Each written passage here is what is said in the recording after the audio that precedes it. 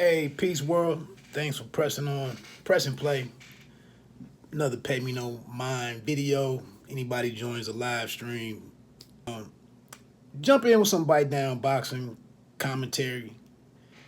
Looking forward this weekend. We have a pretty big fight, at least a decent name in the game over on the zone with the return of Ryan Garcia against Javier Fortuna, former WBA, damn, super featherweight. Yeah, 130 pound. Yeah, 130-pound champion. Was he in another division? Uh, I'm not gonna try to. It's not a whole lot to say here. Some people, you've already made up your mind on Ryan Garcia. And you want to see the kid fail. You never liked him. You think it's all hype. Whatever. You're right. I get a guy. If he made up his mind to continue fighting, he now has a fight, and he's trying to work himself into whatever is next for him. They keep throwing out there the tank fight, Javante versus Javante Davis. We know that he had an opportunity to face Devin Haney for his WBC title at the time, and he took like a sabbatical or whatever, or needed a break to get his mental health together. We've seen the split in the camp from Canelo and Eddie Reynoso. There's been some back and forth between them now that they've separated. First it was like an amicable split. Now it's little, jabs and shots being fired and whatnot. But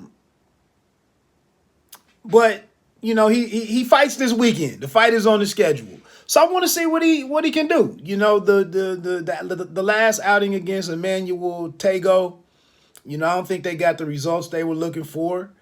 I think it's his team. He's now teamed up with. As soon as I went to say his name, Goosen, Dan Goosen, new trainer, and he's somewhat of a rededicating himself to the sport. He's talked quite a bit about quite a lot, and as Canelo Alvarez said, he's a kid. You haven't done anything in this game.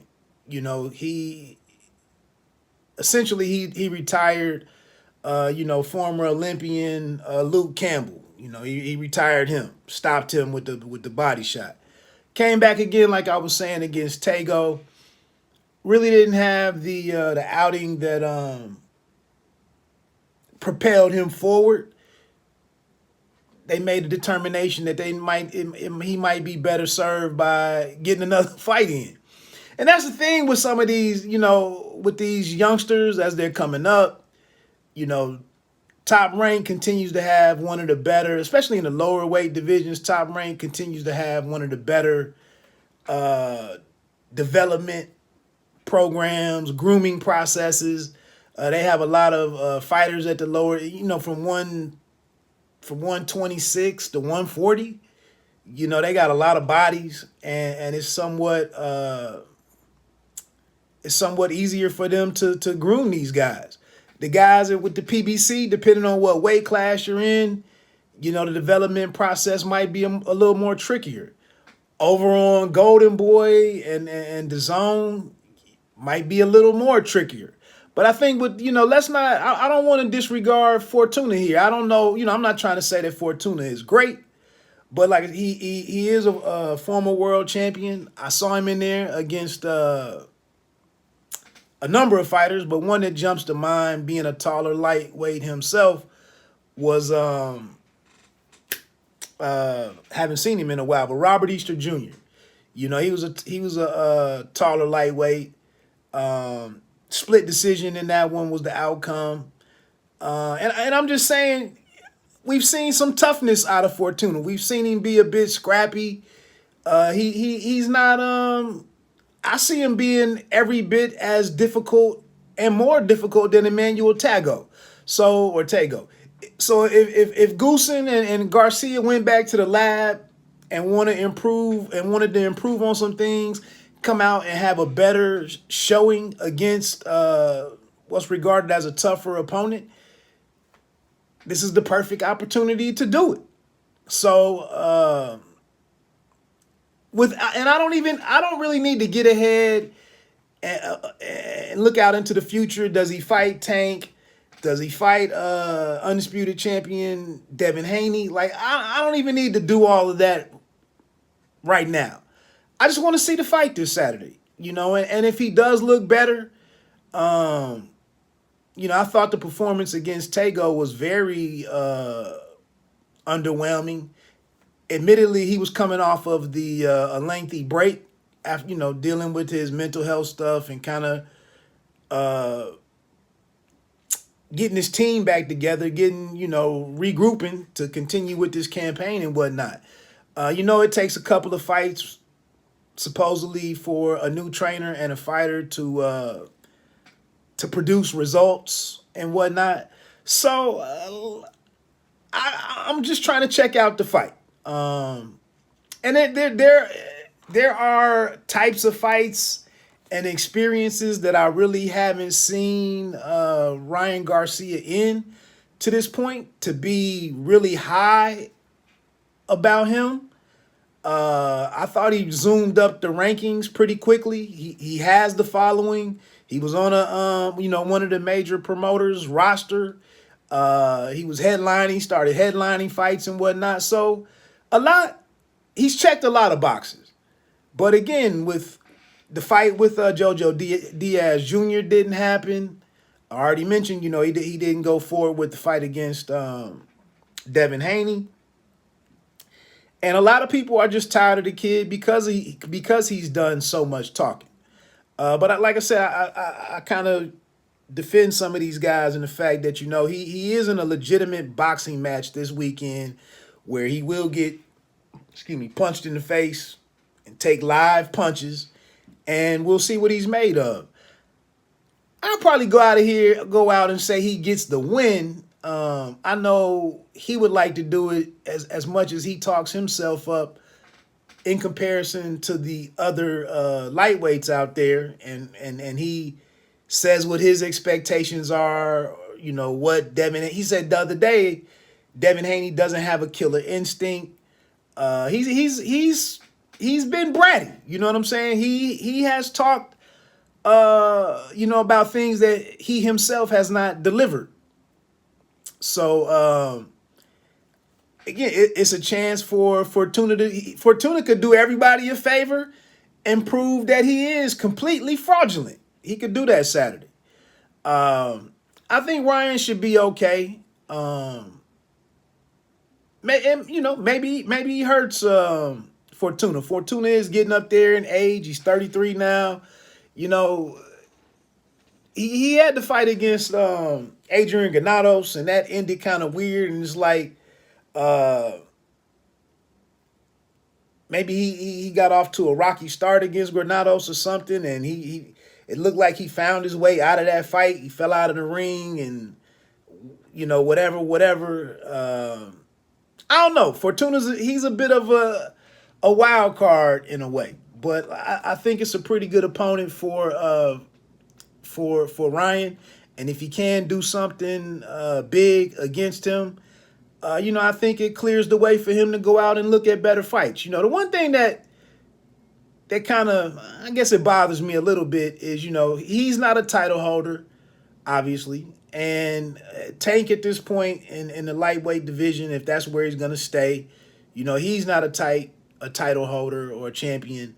But, you listen to certain media people, and the commentary or the narrative is that that's the biggest fight in the lightweight division. Just because him and Tank have sold some tickets, and Tank has had some, relatively speaking, has had success as a pay-per-view fighter. Ryan hasn't been on pay-per-view, but he has his social media following that he can boast of, and then he had the Gatorade commercial with Damian Lillard, and he just has this following that he has. So that's widely being put out here as that's the biggest matchup to make in the division. Like I said, I don't necessarily agree with that, but I'm a little tired of that narrative. So if they can get it together, then make it happen. I mean, and it also seems like it seems like that would be a fight that Ellerby and Floyd wouldn't mind making. I don't know how I don't know how it gets set up. I don't know how they work out the business of it, but it seems like they would entertain that fight if they could get the business worked out. So it's just at that time, and for me with Ryan Garcia, like if you are something for real, if you do have any staying power, then let's get it cracking. Let's move forward with your career and get a consistent year or two of boxing in and kind of work the process that's more familiar to those of us that follow the sport on a regular basis. Improving the opposition that you face. Going out here, you get a mandatory position, you fight for a title, win or lose, you do the next thing. You win, you make a defense. Whatever. But like I said, he's kind of been able to play out, to scribble outside the lines a little bit and get off the script and kind of operate in a different way because he has this following and he sold some tickets. But it's like Canelo said, you're at that point now. I believe he's 23, 24. Let's get this win and then make a real fight. So that's all I got to say. Javier Fortuna, I think that's a pretty good opponent, man. I really do. Like I said, I don't think he did enough to really, because you gotta when you go, you gotta be ready to go. And I think the issues before and whatnot, and pulling out of the fight against Diaz Jr., against Fortuna, not facing the BS with possibly fighting Pacquiao and all this stuff that you put out there, like accountability. Time to hold the kid accountable and go out here. And if you are a legitimate world champion, if you do command that type of attention, and we should have that reverence for you on that level, then let's see it. So that's all. I know it's another boring update. I don't have a lot of animosity and hatred towards the young guy because of all of this, because he canceled a few fights and he disappointed you and whatever, hype machine. I just don't have the energy for all of that. So I'm looking forward to what he does this weekend. What is it? Roach is on that card. Alexi Roja also on that card.